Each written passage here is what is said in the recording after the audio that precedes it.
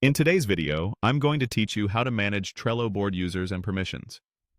By the end, you'll know exactly how to invite people to a board, see who already has access, and choose the right role for each person so your workspace stays organized and secure.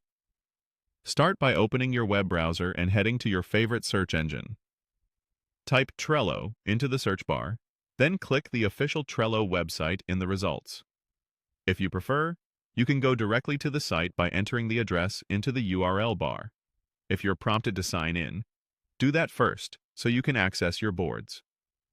Once you're in Trello, open the board where you want to manage access. It could be any board you own or administer, for example, your team's planning board or a project-specific board. With the board open, look toward the top right corner and click the Share button.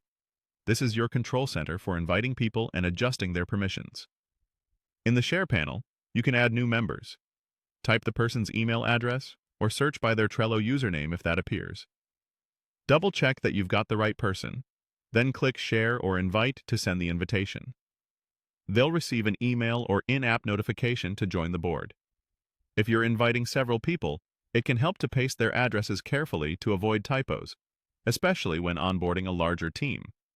That same panel also shows everyone who currently has access to the board. You'll see existing members, and in many cases, whether someone's invite is still pending. This quick view is perfect for a fast audit to confirm the right people are on the right boards. To set or change permissions, find the member you want to manage and click the drop-down icon next to their name. You'll see 3 role options: Admin, Member, and Observer. Choose Admin if the person needs full control, such as adding or removing members and changing board settings.